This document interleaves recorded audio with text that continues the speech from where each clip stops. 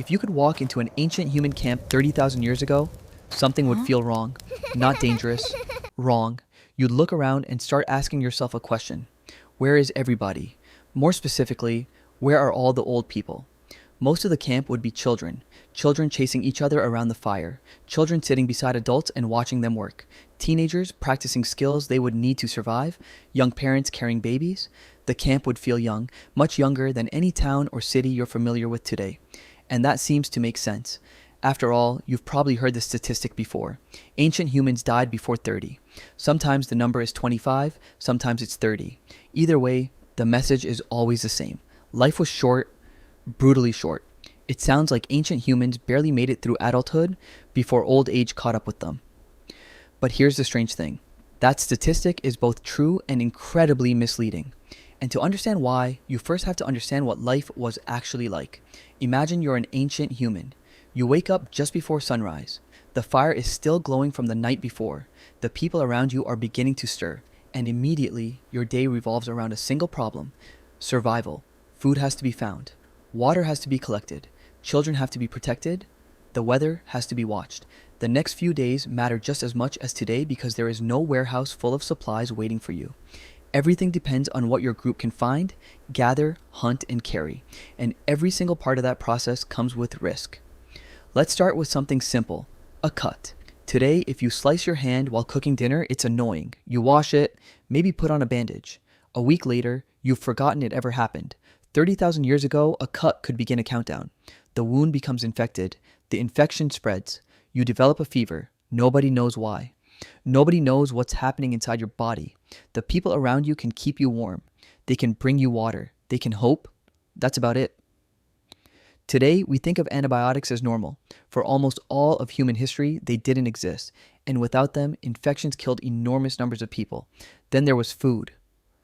Imagine a hunt fails. That's disappointing. Imagine the next hunt fails too. Now people are worried. A third failure starts changing the mood of the entire camp. Children need to eat. Adults need energy. Nobody knows when the next opportunity will come. Even successful hunts were dangerous. The animals ancient humans hunted were not passive targets. A wounded deer can kick. A boar can gore. A large animal can seriously injure the people hunting it. Many ancient skeletons show evidence of broken bones, healed fractures, and severe injuries. Life was dangerous enough that surviving into old age was an achievement in itself. But danger didn't just come from inside the body, it came from the tree line, from the tall grass, from the darkness beyond the fire. For most of human history, humans were not at the top of the food chain. The same species that would eventually build cities, develop medicine, and walk on the moon spent hundreds of thousands of years being hunted. Lions, leopards, hyenas, wolves, crocodiles. All of them preyed on humans at various points in history. There's a theory that our instinctive fear of snakes, spiders, and darkness isn't random. It's a memory encoded across thousands of generations of ancestors who learned those fears the hard way. The things that make you flinch today may be echoes of genuine survival threats your ancestors faced every single night. And then there was something everyone understood: childbirth. Today, it's usually treated as a joyful event. For most of human history, it was also one of the most dangerous. A difficult birth could kill the baby. It could kill the mother, sometimes both. The human brain became so large that childbirth turned into one of the riskiest moments in human life. Every person alive today exists because generation after generation somehow made it through. By this point, the statistics start sounding pretty believable. Ancient humans died before 30. With everything trying to kill them, it certainly sounds plausible. Maybe hardly anyone reached middle age. Maybe old people were rare. Maybe ancient camps really were filled entirely with young adults and children. But this is where the story takes a surprising turn because ancient humans were not dropping dead when they turned 30. In fact, if you survived childhood, reaching 50 or 60 wasn't unusual at all. Let's imagine a village with 10 children. 5 die before reaching their second birthday. The other 5 live to 60. What's the average lifespan? 31 years. But nobody actually died at 31. Half died as toddlers, half became old people. The average tells a true story, just not the story most people imagine. This is the trap hidden inside ancient life expectancy numbers. When researchers estimate average lifespan, they include everyone, including children. And for most of human history, childhood was incredibly dangerous. That's the part many people miss. The real reason ancient life expectancy was so low wasn't that adults were constantly dying at 30. It was that huge numbers of children never reached adulthood. Today, in many countries, more than 99% of children survive their early years. For most of human history, that would have sounded miraculous. Anthropologists studying traditional populations have often found childhood mortality rates that would shock modern audiences. In some cases, a third of children died before adulthood. In others, nearly half. Think back to your school class, 30 children sitting in a room. Now erase 15 of them. Not because they moved away, not because they changed schools, because they didn't survive. That's what childhood looked like for much of human history. That was the reality many families lived with. Parents knew it, communities knew it, and yet life continued. People still laughed. They still fell in love. They still planned for the future. Human beings are remarkably adaptable, even when surrounded by uncertainty. Now suppose you survived childhood. You made it through. Something shifted. Your immune system gained experience. You learned which mistakes were dangerous. You learned where food could be found. The odds were no longer stacked against you in quite the same way. And that's why ancient humans regularly reached ages that surprise modern people. Archaeologists have discovered prehistoric skeletons belonging to individuals who lived into their 50s, 60s, and sometimes beyond. These weren't mythical exceptions. They were real members of real communities. Old people existed. In fact, they may have been one of humanity's greatest advantages. Imagine a drought. A younger person has never experienced one before. An older person remembers the last one. They know where water can still be found. They know which routes failed. They know which plants became dangerous after heavy rain. They know things that aren't written anywhere because nothing was written anywhere.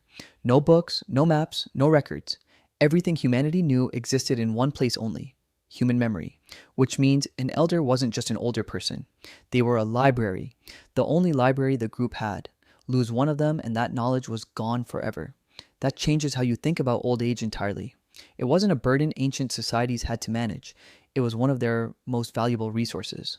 Some scientists believe this may be one reason humans evolved unusually long lifespans. Grandparents helped raise children. They shared knowledge across generations. They increased the odds that younger people would survive. Old age wasn't useless, it was valuable. And that's something many people overlook when they imagine the ancient world. The picture in our heads is often wrong. We imagine a world where everyone died young, a world where 30 was ancient, a world almost completely lacking elderly people. The reality was more complicated. Ancient societies contained children, teenagers, young adults, parents, grandparents, and elders, just like ours. The difference was the number of people who never got the chance to become old. The tragedy wasn't dying at 30. The tragedy was never reaching 30 in the first place. That's what dragged the average down, not some biological limit that suddenly caused humans to expire at 30. Which brings us back to that camp from the beginning. If you walked through it, you probably would notice all the children. The camp would feel young. But if you stayed there long enough, you'd notice something else. The old faces, the people carrying decades of memories, the people who had survived countless winters, the people who remembered hunts, droughts, births, deaths, migrations, and stories stretching back further than anyone else. They were there too, and their existence reveals the truth hiding behind one of history's most misunderstood statistics. Ancient humans did not usually die because their bodies wore out at 30. They died because reaching adulthood was incredibly difficult. In a strange way, this changes how we think about progress. When people talk about civilization, they often point to skyscrapers, airplanes, computers, and space travel. Those achievements are impressive, but one of humanity's greatest accomplishments is much simpler: keeping children alive. Clean drinking water, vaccines, hospitals, safer childbirth, antibiotics, sewage systems. These things didn't magically create old age. Old age was always possible. What they did was make it far more likely that a newborn would actually get the chance to experience it. For most of human history, the greatest challenge wasn't living to 80. It was surviving long enough to have the opportunity. And every person alive today is descended from the people who managed to do exactly that.